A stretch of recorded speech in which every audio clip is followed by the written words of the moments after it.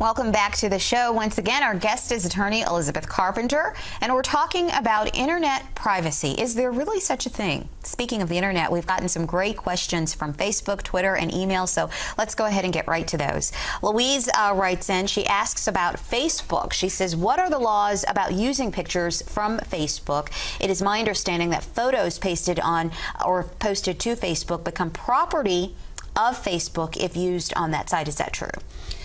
No, and this is a very confusing issue. Okay. And mainly this also covers intellectual property, the intellectual property of it. So especially it would pertain to people someone who's a photographer by trade and puts their a photo up there that they took, and it's on Facebook. What Facebook has is, by putting the item on Facebook, you've been given a license to have it on there. Well, you've given it to Facebook, and then when the photo is removed, the license is over, but it is not the property of Facebook. No, it is not the property of Facebook. No, it is not. So if I see a picture on Facebook that I want to use, maybe I want to send or I want to use for, you know, as a graphic or something, can I do that? Yes, I don't really see why not, because it's been put out there for, unless there is, I would think the only reason not is if there was something on it saying this is the copyright of so-and-so. And yeah. My advice is, if it's a friend of yours on Facebook, and usually that's the only reason you're going to see it on Facebook, it's a friend of yours, on the side of caution, I would contact that friend and say, I love the picture, can I use it for yada, yada, yada? Do it electronically, so you get a message back saying, sure, you're welcome to use it. You may not know if the person who posted the picture snagged it from somewhere else and didn't have permission to get it and post it on Facebook. So tread carefully. Let's play it safe. If it's a picture of your friend's child, she may not want the picture of her child posted somewhere that she thinks, well, wait a minute, that's my child. So just be careful and ask whoever took the picture or whoever seems to own the picture, ask them for permission. Permission to use Play it safe. That's my my little footnote to that. Okay, well, we have another question in here. It comes to us from someone who's calling him or herself redacted. And the question is, I do a lot of downloading on peer-to-peer networks. What are the chances I could get into trouble for this? How can the authorities find out? Good question. Yeah, this is a very good question. First of all, of course, it depends upon what the individual is downloading. If it's something that is clearly illegal, then there are great chances that the person could get in trouble. And then we already discussed in the other segment about the music, videos, TV shows.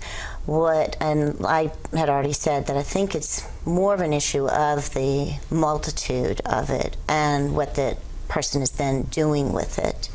But the authorities can find out, because law enforcement does have labs set up all around Louisiana where they will get on peer-to-peer networks and see then what other people are downloading and what other people are distributing out there, putting out there for others to download. And they do find people all the time. And they do find them all the time. Yeah, all the time. Let me add to that, because this is a fascinating topic. We were talking about it before. You may feel you're anonymous. You got your computer set up, you got an anonymous name. It's not like you put your full name and address as your name, but each computer has a unique identifying address. If you're doing something clearly illegal, your internet service provider has an obligation under law to report you. But let's say you're you got music files going back and forth by the thousands. They're monitoring, often they're monitoring, the authorities are monitoring these files, and they will, if they flag you because they see a whole lot of traffic, they can identify your computer by the ISP address linked to that computer, and they can get a warrant. They can actually find out where that computer is, unless you have very sophisticated things like you see in the James Bond movies, where it looks like it's coming from 10 different locations in the globe. Most people are not nearly that sophisticated. They can find you. What are the odds that they're going to track you down if you just got a few dozen or maybe a couple of hundred songs being shared up and down the internet? I'd say pretty slim. But it could happen. People need to be aware of that. It could happen, right? I mean, we've been talking about big numbers, but I mean, what if it's small numbers? Yeah. I mean, we're not saying that those people are exempt because it still could happen. Is that correct? Yes, it could happen, definitely. Okay. Yeah. Okay. All right. Let's get to our next question. Theo writes in. He says, what actions can I take if I suspect that I am being hacked? And define hacked. Just again, I think we kind of covered it, but just a short definition real quick. Being hacked is when somebody, I guess, figures out what your password is. Then they have access to whatever account that password is protecting. Quite often it's email accounts, bank accounts. It could really be anything, any kind of account you've created anywhere on the internet. I think if you well, the first thing to do if you think you've been hacked is to change the password, definitely, immediately. And then I would report it to the webmaster of whatever account it is that has been hacked. I would also try to determine if anything has been compromised, any of your information, bank accounts, anything like that. Very important to back that information up, right? You want to contact the authorities. You know, Yes. if a real crime's been committed, money's been stolen, privileged information's been taken. Yes. If it's your work account and it's privileged information that maybe affects a client or customer's information. Maybe they hacked your computer and got other people's private information. If you have on your Rolodex other people's dates of birth, information like that, that can then be used to access other people's computers. It could be a snowball effect. It can happen so quickly. Yeah, and I think some people also think, oh, well, what are the chances of the authorities finding the person that did this? If enough people report it, and then to law enforcement, it appears as if, oh, well, this all must be from the same person. They could possibly eventually figure out who it is. I know we're running short on time. If you don't mind, I want to cover one or two things just to make sure we cover this for our audience. Very important with regard to your data. People can get on your computer and compromise it and crash your whole system. So everything on your computer is destroyed. There's just bad people out there.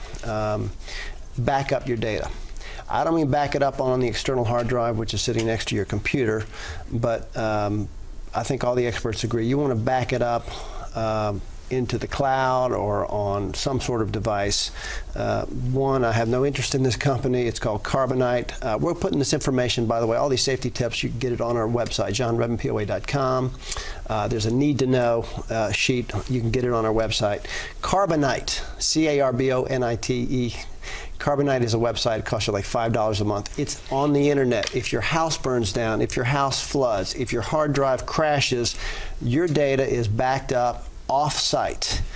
Can't recommend it enough. For $5 a month, your data is stored up to 20 gigabytes. So anyway, and there's certainly other companies out there. Yeah, last thing, on your Facebook page, people don't even need to hack you if on your Facebook page you're announcing to your friends your date of birth, including your year.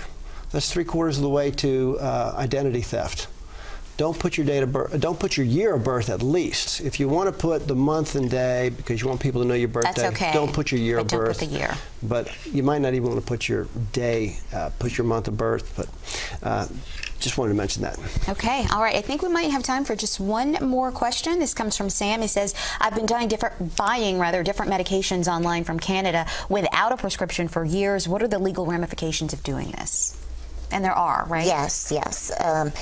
Being in possession of any controlled substance in the U.S. without a valid prescription is illegal. He could be prosecuted for that. The other thing is just doing the transaction online, having the medication sent to him in the mail is also illegal. And so my advice is to not buy any prescriptions from another country online. Okay. All right. Well, listen, we have learned a lot. We are completely out of time. Elizabeth, thank you so much for being here. We appreciate it. Thank you. That does it for us today. But of course, you can always stay in touch with us and get more information about our show topics by visiting us online. Your questions are such a big part of the show, and we definitely want to hear from you. Be sure to like us on Facebook, follow us on Twitter, visit our website at johnredmannpoa.com or jrpoa.com to get more information about everything we discuss on the show, to watch past episodes. Also, happy Thanksgiving to you. We'll see you next week on LAE.